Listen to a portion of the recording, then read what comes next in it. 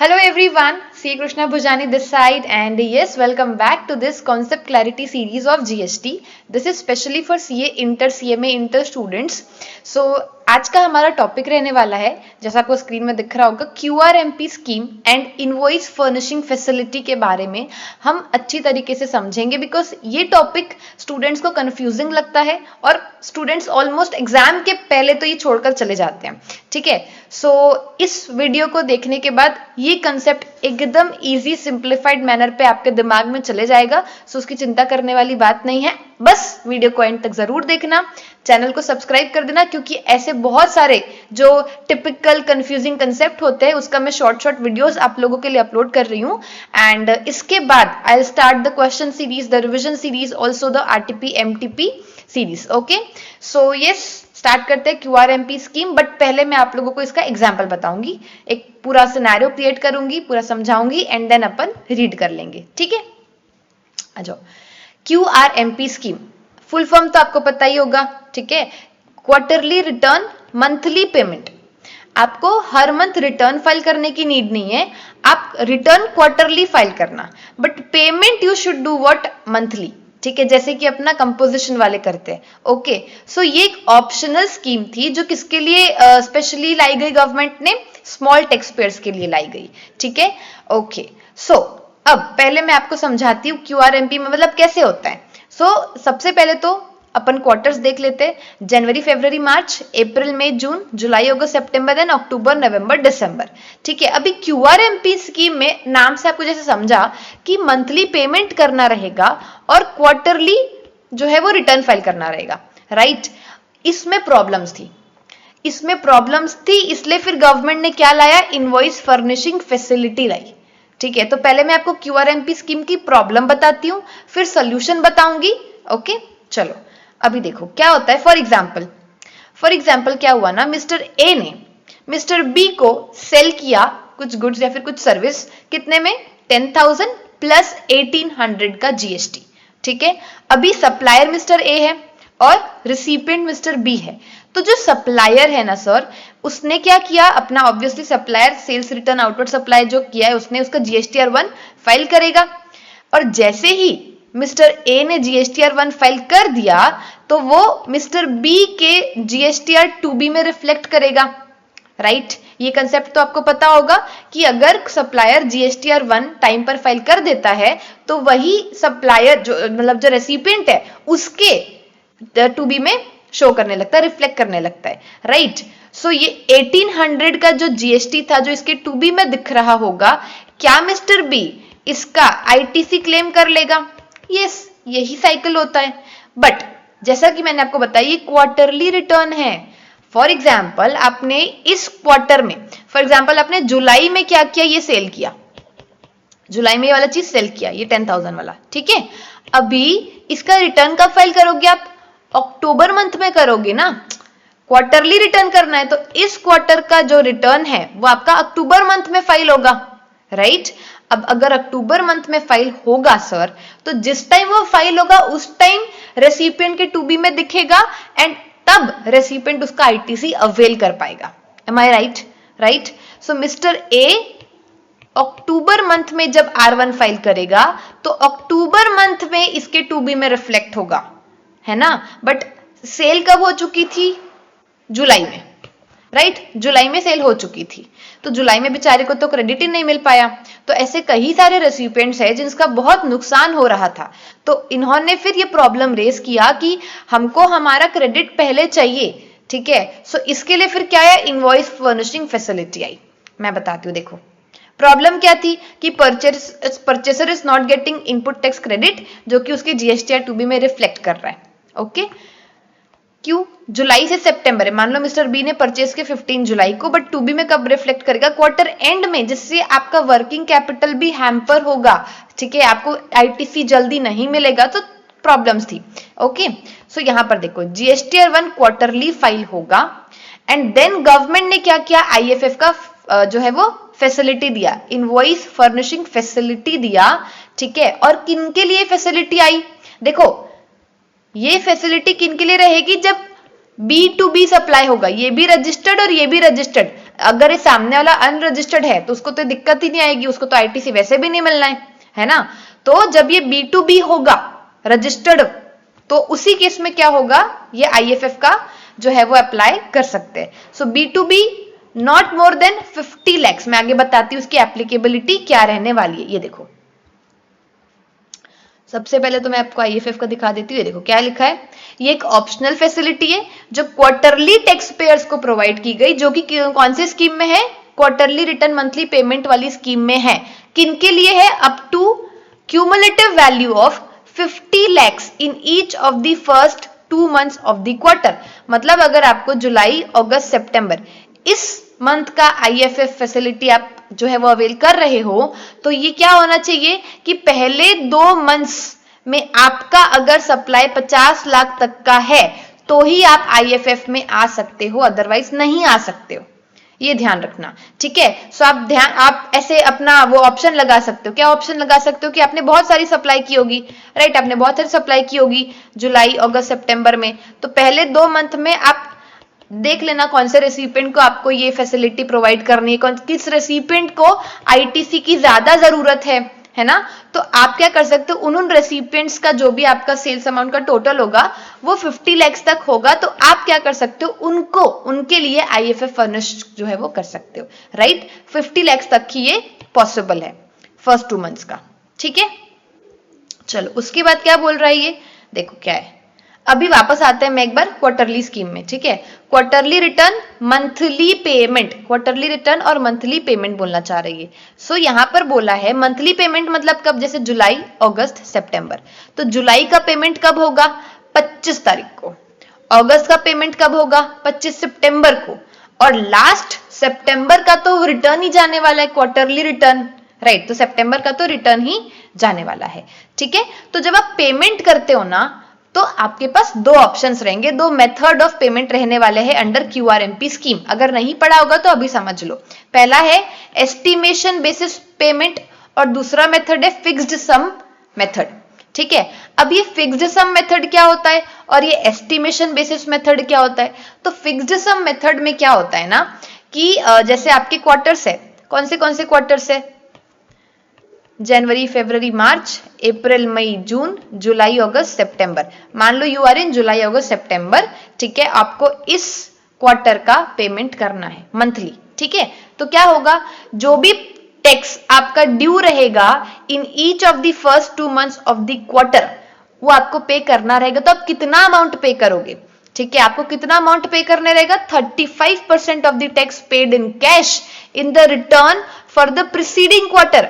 आप जुलाई, अगस्त, सितंबर वाले रिटर्न मतलब क्वार्टर में खड़े हो, तो आप पिछला आप देखोगे क्वार्टर, ठीक है, अप्रैल, मई, जून वाला, और अप्रैल, मई, जून का रिटर्न आप देखोगे कि उसमें आपने कितना टैक्स पे किया था, ओके। इसका 35% आप जुलाई, अगस्त, सितंबर में मंथली पेमेंट करने वाले हो। समझ आई बात। तो ये था फिक्स्ड सम मेथड, 35%।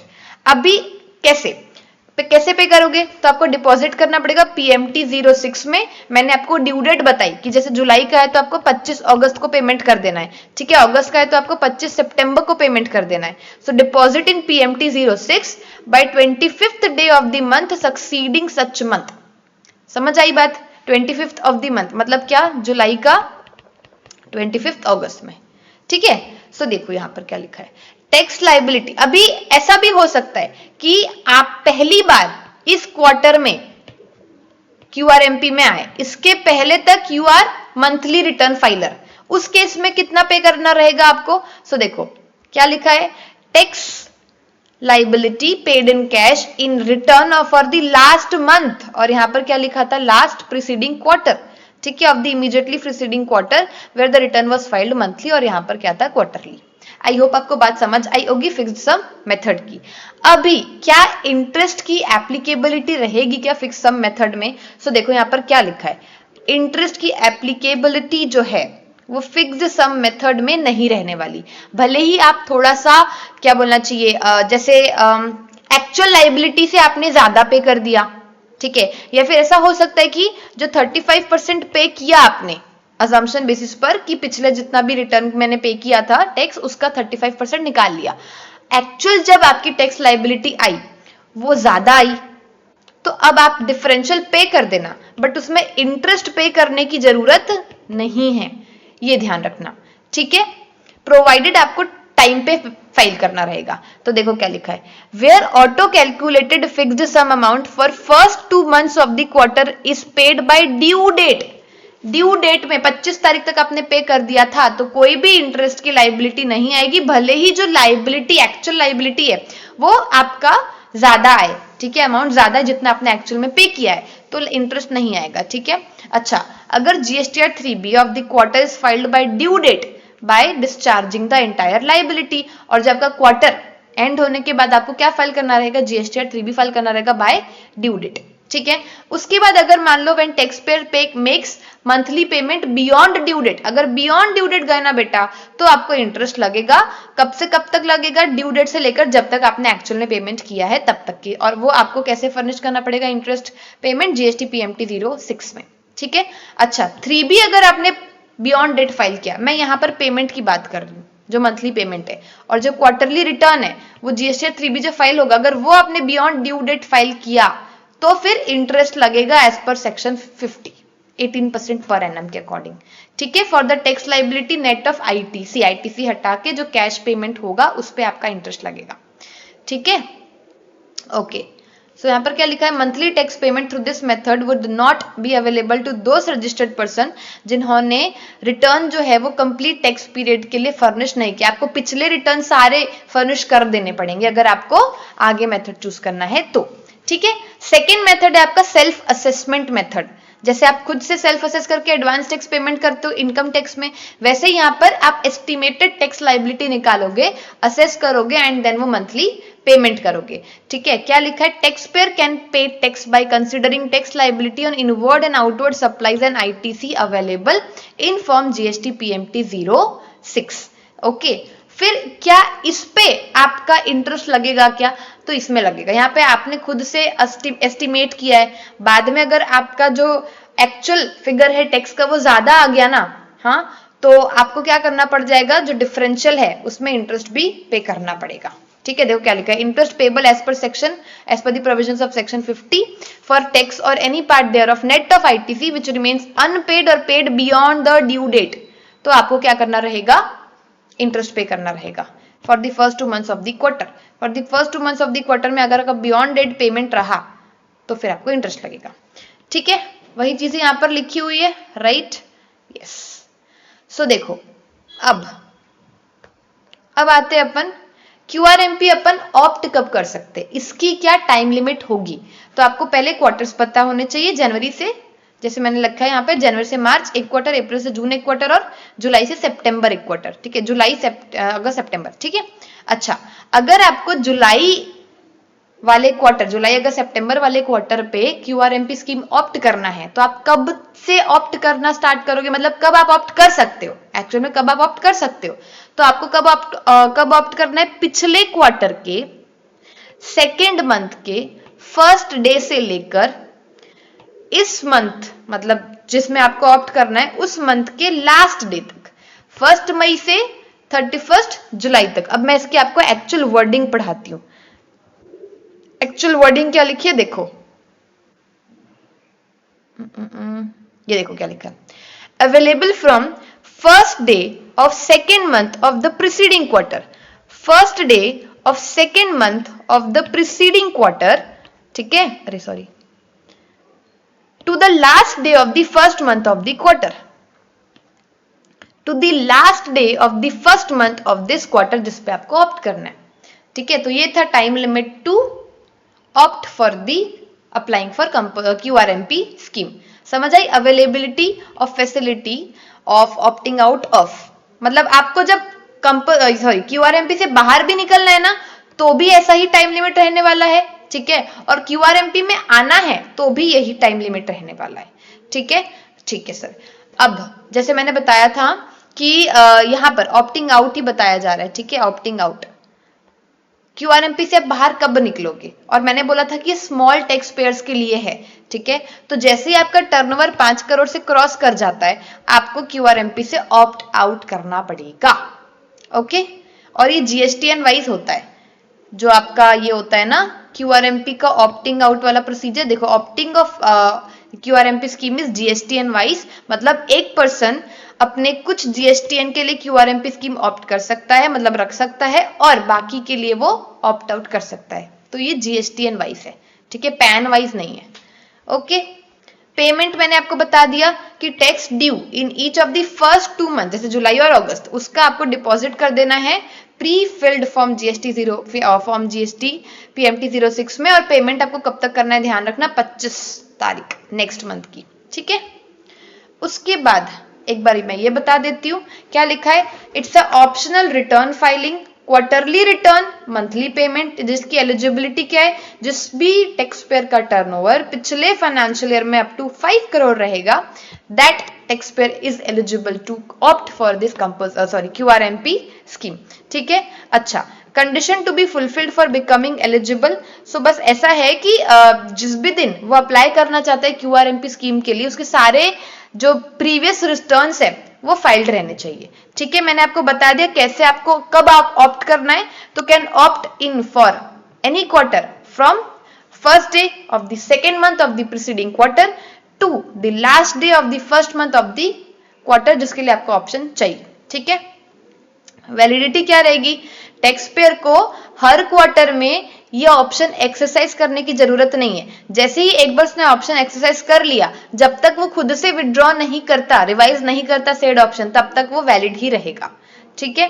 मैंने ऑप्शन भी बता दिया, मंथली पेमेंट का फिक्स सम होता है और सेल्फ असेसमेंट मेथड होता है। फिक्स्ड सम में इंटरेस्ट नहीं लगता, बट सेल्फ असेसमेंट में इंटरेस्ट लगता है।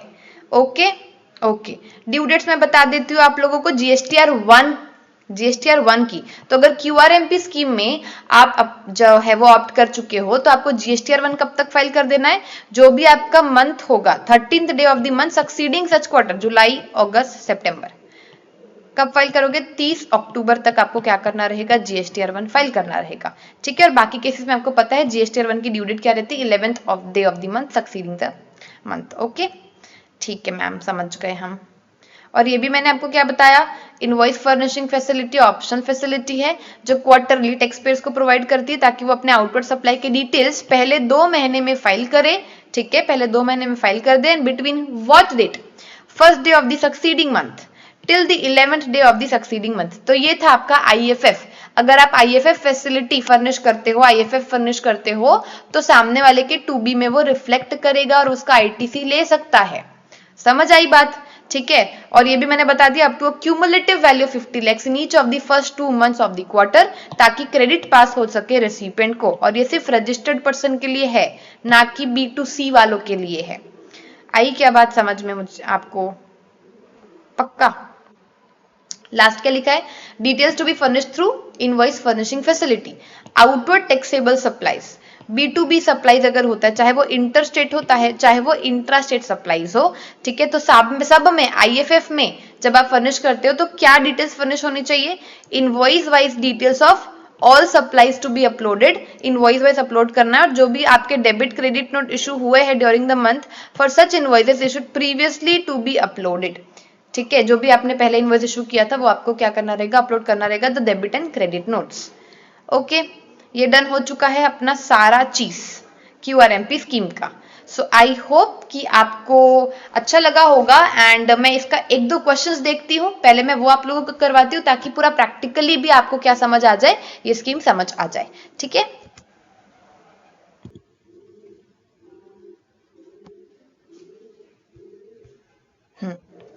देखो क्या लिखा है, if a registered person intending to avail QRMP scheme, अगर रजिस्टर्ड पर्सन को QRMP स्कीम अवेल करना है जुलाई से सितंबर वाले क्वार्टर के लिए, तो is exercising is option on 27th जुलाई।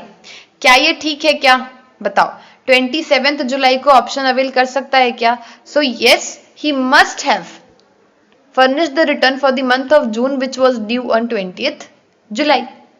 तो 20 जुलाई को उसका जो भी रिटर्न का जो ड्यू डेट था, क्योंकि जून के लिए तो 20 जुलाई है 3B, तो वो फर्निश करना है, फिर वो क्या कर सकता है, अवेल कर सकता है, ठीक है। उसके बाद registered person intending to avail QRMP scheme for the quarter July to September, वो अपना ऑप्शन कब से कब तक एक्सरसाइज कर सकता है, 1 मई से 31 जुलाई, ठीक है, 1 मई से 31 जुलाई तक। ठीक है, अब आ जाओ आप लोग, जो मैंने बताए थे 2 पेमेंट मेथड जो बताया था ना, फिक्स्ड सम और सेल्फ असेसमेंट वाला।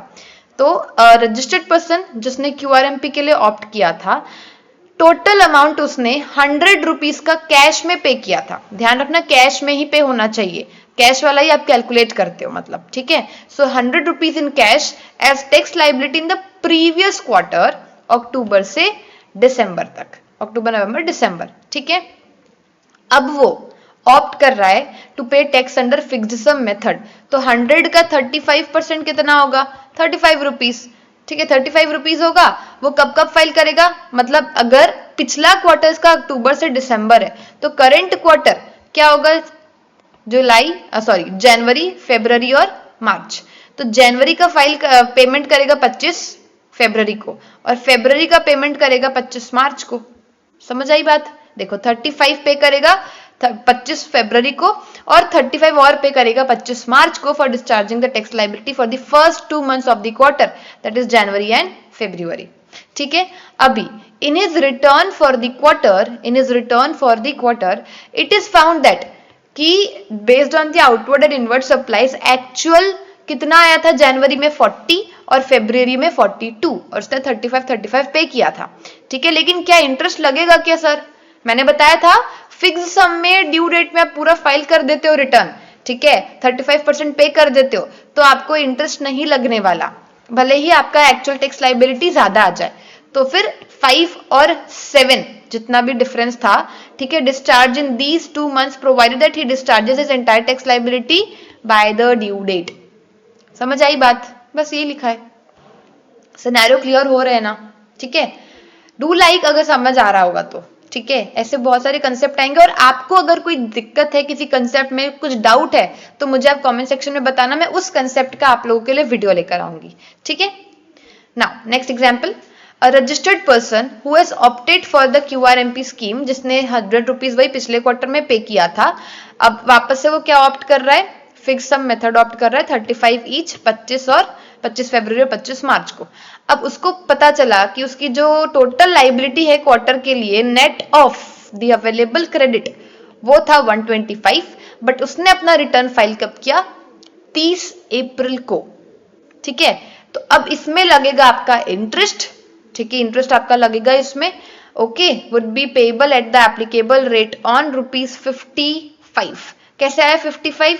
125 minus 35 minus 35, that is 70। Okay, so 55 में आपका इंटरेस्ट लगेगा for the period between due date of quarterly GSTR 3B and 30 April. आपको मैंने ये बताया क्या कि GSTR 3B का ड्यू डेट क्या होने वाला है बच्चों? GSTR 3B का जो ड्यू डेट है वो होने वाला है 22 या फिर 24th of the succeeding month. ठीक है, उतना होने वाला है। ओके, और 22-24 मैंने बाइफरकेट क्यों किया? 22-24 मैंने बाइफरकेट इसलिए किया क्योंकि वो डिपेंडिंग अपॉन द स्टेट्स, कुछ स्टेट्स के लिए 22 है, कुछ स्टेट्स के लिए 24th है। तो आपको 22 या फिर 24th अप्रैल तक क्या फाइल कर देना था ना, फाइल कर देना था, बट आपने फाइल किया क्या? आपने फाइल 30 अप्रैल को किया, तो इसकी वजह से आपको इंटरेस्ट पे करना पड़ेगा 55 रुपए में। समझ आई बात? For the period between due date of quarterly GSTR 3B and 30 April. I hope कि आपको QRMP स्कीम और IFF इनवॉइस फर्निशिंग फैसिलिटी अच्छी तरीके से समझ आई होगी। ठीक है, सो यस, मिलते हैं नेक्स्ट कॉन्सेप्ट क्लैरिटी सीरीज के हमारे दूसरे कंसेप्ट में। और अगर आपको कोई इंपॉर्टेंट कंसेप्ट या फिर कुछ ऐसे कंसेप्ट कंफ्यूजिंग लगते हैं तो मुझे कमेंट सेक्शन में बताइएगा। और कई ऐसे important notes, important video lectures और क्वेश्चन डाउट सॉल्विंग हमारे टेलीग्राम डिस्कशन ग्रुप में होता है। सो लिंक उसका डिस्क्रिप्शन बॉक्स में है, आप मेरा टेलीग्राम चैनल ज्वाइन कर सकते हैं। ठीक है, मिलते हैं नेक्स्ट वीडियो पे बच्चों। All the best, thank you for watching.